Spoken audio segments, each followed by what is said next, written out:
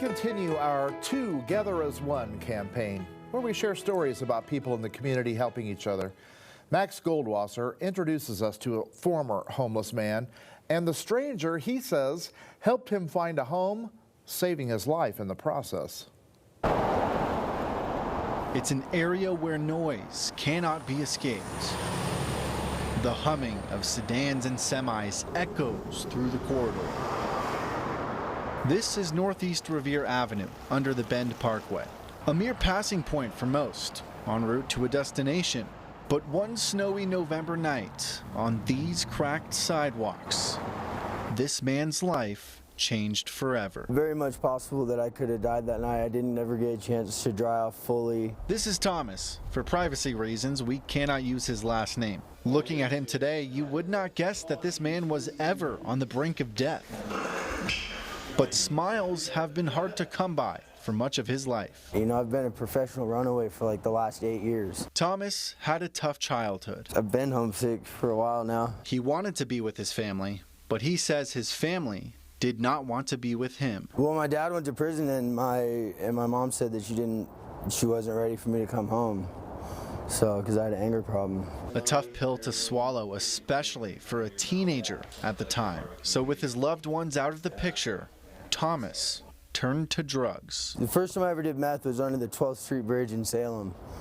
And it's just been a rough road since then. Do you remember I was 15.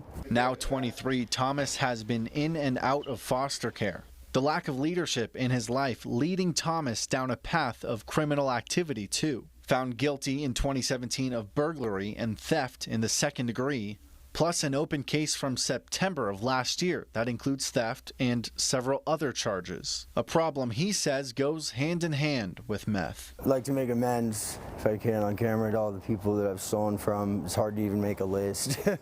I'm sorry about that. Shout out to Safeway for all the times I stole food from you guys. Thomas wanted to clean up his act, but he could not do it on his own. 2 months later, there he is, sleeping on the sidewalk in below freezing temperatures. That's when a slice of Southern hospitality showed up out of nowhere to help save his life. When I first pulled over, I thought it was just a sleeping bag because it looked so small.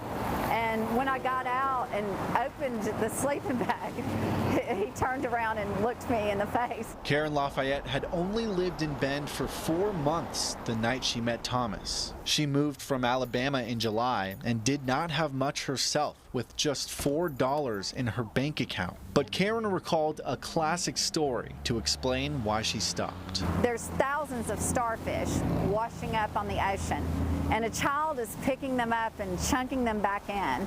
And this man says to him, "You know, you're not making a difference." And he says, "To this one I am." And that's what I thought about Thomas. Karen and a friend paid for Thomas to stay in a hotel that night, and then the entire Central Oregon community stepped in to help, buying Thomas food and even doing his laundry. It was amazing what everyone did for him. But it does not end there. People have been donating to pay off Thomas's court fines. And now Thomas has entered a 1-year program at the Adult and Teen Challenge Rehab Center. He's only 1 month in, but it's given him a new lease on life. It's just a wonderful thing. Like, I feel so blessed. I've cried about it just because I feel so blessed to have this house here that cares about me. The public donations help, but Thomas also has to earn his stay.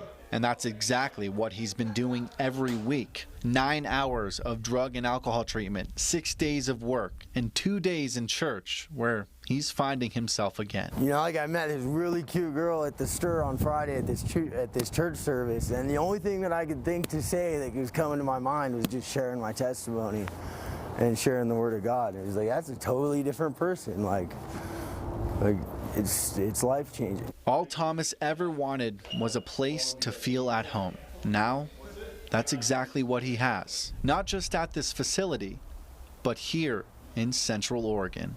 Max Goldwasser, News Channel 21.